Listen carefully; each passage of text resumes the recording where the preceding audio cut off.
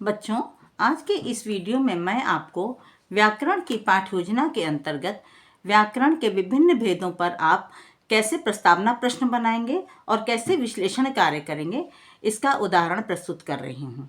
क्योंकि आपने कहा था कि मैम विशेषण के प्लान जब हम बनाएंगे पाठ्य योजना तो कैसे वाक्य बनाने चाहिए और कैसे विश्लेषण कार्य किया जाएगा। तो आपको यह बताने के लिए मैंने ये पाठ्य योजना बनाई है और आप इसे ध्यान से देखें और समझें। जैसे ये देखिए, मैंने पर्यायवाची की बनाई है, तो आप विषय में हिंदी व्याकरण लिखेंगे और उपविषय में पर्यायवाची। बाकी जैसे मैंने आपको पूरा वीडियो बनाया है कि व्याकरण की पाठ्य योजना कैसे पढ़ानी चाहिए और कैसे वो बनाई जाएगी, तो उसको फॉलो करेंगे। यहाँ पर मैं आपको केवल प्रस्तावना प्रश्न और विश्लेषण कार्य का उदाहरण समझा रही हूँ। तो अब देखिए, पहले आप क्या करेंगे, वाक्य बनाएंगे। जैसे कमल भारत का राष्ट्रीय पुष्प है। अब मैंने बताया था कि आपको सहायक सामग्री प्रयोग करनी है। तो ये देखिए, जैसे चित्र की ओर संकेत करते हुए प्रस्तुत नक्शा कहाँ का है, यानी कि आपको इसमें सहायक सामग्री में नक्शे का प्रयोग करना है। भारत का राष्ट्रीय पुष्प क्या है? कमल। कमल को हम और किन नामों से जानते हैं? पंकज, नीरज, जलज। आप ये भी प्रश्न कर सकते हैं, कमल को हम और क्या कहते हैं, तो भी उत्तर यही निकलेगा, पंकज, नीरज, जलज। पंकज, जलज, नीरज व्याकरण की दृष्टि से कैसे शब्द हैं? पर्यायवाची शब्द हैं। तो प्रस्तावना प्रश्न में हमने बताया था कि अंतिम प्रश्न में आपका शीर्षक निकलना चाहिए। तो देखिए, ये प्रस्तावना प्रश्न का उदाहरण है। अब विश्लेषण कार्य अगर करेंगे तो कैसे करेंगे? विश्लेषण कार्य में हमने आपको बताया था कम से कम 10 वाक्य बनाने हैं आपको। तो जो एक उदाहरण आप फॉलो करेंगे उसी के आधार पर आप 10 वाक्य बनाएंगे। देखिए, पहला उदाहरण देखिए, वाक्य चंद्रमा रात में दिखाई देता है। अब चित्र की ओर संकेत करते हुए प्रस्तुत चित्र किसका है? चंद्रमा का। चंद्रमा कब दिखता है? रात में। रात को हम और क्या कहते हैं? निशा, रजनी व रात्रि। या आप ये भी पूछ सकते हैं कि रात के समानार्थी शब्द बताइए, तो भी उत्तर ये निकलेगा, निशा, रजनी व रात्रि। एक बात और है कि प्रश्न के क्रम को जरूर ध्यान से देखें।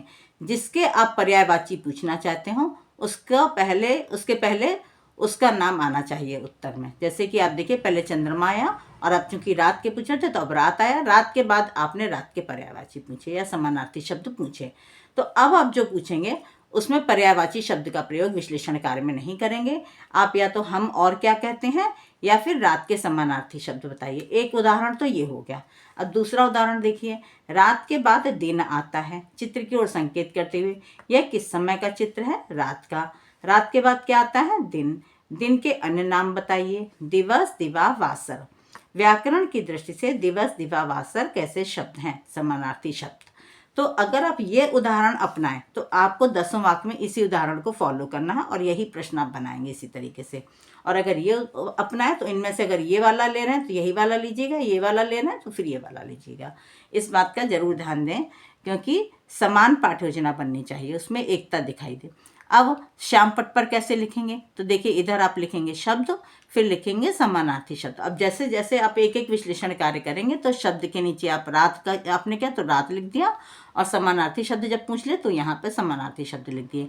इसी प्रकार से दिन के लिख दिए। फिर सूर्य मैंने उदाहरण बता दिया। अब आप वाक्य बना सकते हो कि सूर्य पूर्व दिशा में उगता है, या आकाश जो है में चिड़ियाँ उड़ती हैं, कुछ भी आप बना सकते हो और पूछ सकते हो। तो फिर आकाश के बता दिया अपने का नंबर। तो इस प्रकार से फिर जब आप बताओगे कि बच्चों देखिए, रात को हम और क्या कहते हैं? रजनी, रात्रि, निशा। तो सब बताने के बाद आप कहोगे बच्चों, जो समानार्थी शब्द होते हैं उन्हें ही हम पर्यायवाची कहते हैं। तो ये देखिए, आपका पर्यायवाची पर पाठ्य योजना हो गई। अब विशेषण पे देखिए, विशेषण की पाठ्य योजना कैसे बनाएंगे, उसके प्रश्न कैसे होने चाहिए, मैंने प्रस्तावना प्रश्न सब में बताए हैं। तो देखिए, वाक्य है, आकाश नीला होता है। चित्र की ओर संकेत करते हुए प्रस्तुत चित्र किसका है? आकाश का। आकाश कैसा होता है? नीला। नीला शब्द किसकी विशेषता बता रहा है? आकाश की। आकाश की विशेषता बताने वाले शब्द को क्या कहते हैं? विशेषण। ये प्रस्तावना प्रश्न थे, इसलिए देखिए यहाँ पर शीर्षक निकाला है। अब विश्लेषण कार्य कैसे कैसे करेंगे आप? वाक्य, आम मीठा होता है। चित्र की ओर संकेत करते हुए प्रस्तुत चित्र किसका है? आम का। मैंने सहायक सामग्री बताई थी, और क्योंकि आपकी पाठ्य योजना जो आप बनाओगे वो एग्जामिनर के पास जमा हो जाती है, तो आप सहायक सामग्री की मदद से अपना विश्लेषण कार्य आराम से कर सकते हो। तो आम कैसा होता है? मीठा। मीठा शब्द किसकी विशेषता बता रहा है? आम की। बस इसमें यही 3 प्रश्न किए जाएंगे विश्लेषण कार्य में। इसी प्रकार से दूसरा उदाहरण देखिए, यह लाल गुलाब है। वस्तु प्रदर्शित करते हुए यह क्या है? गुलाब है। गुलाब कैसा है? लाल। लाल शब्द किसकी विशेषता बता रहा है? गुलाब की।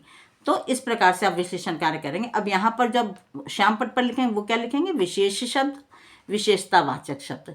विशेष शब्द में आप आकाश, आम, गुलाब, बिल्ली लिखेंगे, यानी कि जिनकी विशेषता बताते हैं शब्द, तो उन्हें विशेष कहते हैं। और विशेषता बताने वाले शब्द यानी कि विशेषतावाचक शब्द लिखेंगे। यहाँ पर आप विशेषण नहीं लिखेंगे। विशेषतावाचक शब्द लिखने के बाद आप लिखेंगे नीला, मीठा, लाल, काली। फिर आप बताएंगे आकाश नीला, तो नीला शब्द आकाश की विशेषता बता रहा है। तो जो शब्द संज्ञा या सर्वनाम की विशेषता बताते हैं बच्चों, उन्हें हम विशेषण कहते हैं। तो ये आपकी पाठ्य योजना विशेषण की हो गई। अब देखिए मैंने क्रिया विशेषण पर बनाया एक प्लान।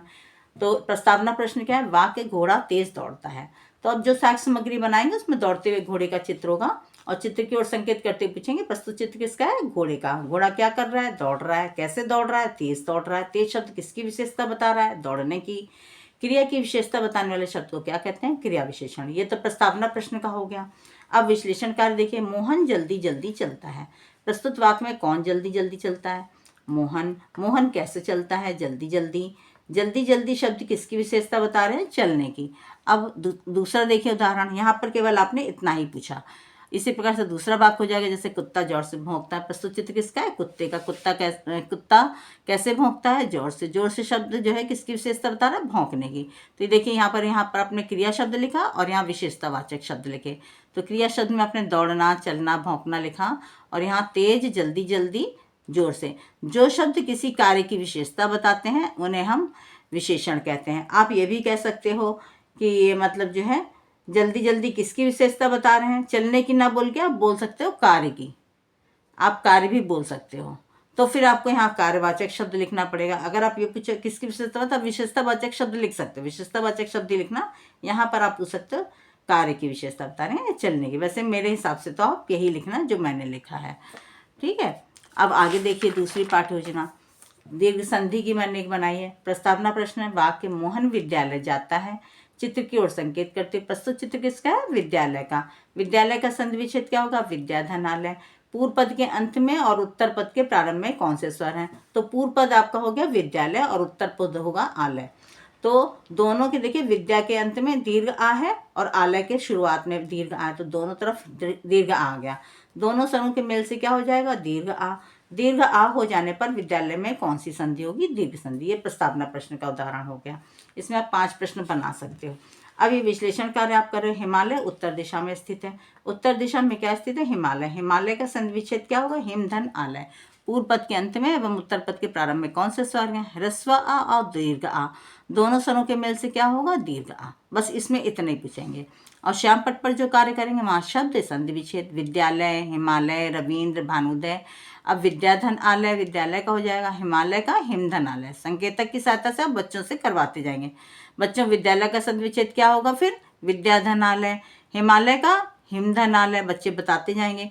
तब आप बोलोगे कि देखिए इन सभी संधि विच्छेदों में पूर्व पद के अंत में जो स्वर है, उत्तर पद के आरंभ में जो स्वर है, वो समान स्वर हैं। तो समान स्वर के पश्चात यदि समान स्वर आता है तो वहाँ पर दीर्घ संधि होती है। इस प्रकार से आप दीर्घ संधि का प्लान पढ़ाएंगे। अब ये देखिए वचन का एक उदाहरण दिया मैंने। अब वचन पर अगर पाठ्य योजना बना रहे हैं तो कैसे करेंगे? तो प्रस्तावना प्रश्न। वाक्य चिड़िया आकाश में उड़ती हैं। प्रस्तुत चित्र की ओर संकेत करते। प्रस्तुत चित्र किसका है? चिड़िया का। उसमें एक ही चिड़िया बनी होगी। ये संख्या में कितनी है? एक। अब आप लिखेंगे एक से अधिक चिड़िया को क्या कहते हैं? तो चिड़िया। चिड़िया शब्द से किसका बोध होता है? बहुवचन का। ये आपका प्रस्तावना प्रश्न हो गया। अब विश्लेषण कार्य में देखिए, गीता पढ़ने जाती है। प्रस्तुत चित्र किसका है? लड़की का। ये संख्या में कितनी है? एक। एक से अधिक लड़की को क्या कहते हैं? लड़कियां। अब जो श्यामपट कार्य करेंगे, एक बोधक शब्द लिखेंगे इधर और दूसरी तरफ अनेक बोधक शब्द लिखेंगे। इधर एक बोधक शब्द में आपने लिखा चिड़िया और अनेक बोधक। अब जब पॉइंटेड के साथ कराएंगे तो बच्चे देखिए, चिड़िया से कितनी संख्या का बोध हो रहा है? एक का। इसी प्रकार से लड़की के कितनी संख्या का बोध हो रहा है? एक का। और चिड़िया से अनेक संख्या का बोध हो रहा है। लड़कियां से भी अनेक का बोध हो रहा है। तो बच्चों, जब एक का बोध होता है तो उसे हम एक वचन कहते हैं, और जब अनेक का बोध होता है किसी शब्द से तो हम उसे बहुवचन कहते हैं। ऐसे आप वचन की पाठ्य योजना पढ़ाएंगे। तो बच्चों, यह जानकारी आपको कैसी लगी और यदि यह जानकारी आपको उपयोगी लगी तो आप मेरे चैनल को लाइक और सब्सक्राइब अवश्य कर दें, ताकि आगे भी आपको ऐसी ही महत्वपूर्ण जानकारी मिलती रहे तथा आप जो है उसका लाभ उठा पाएँ।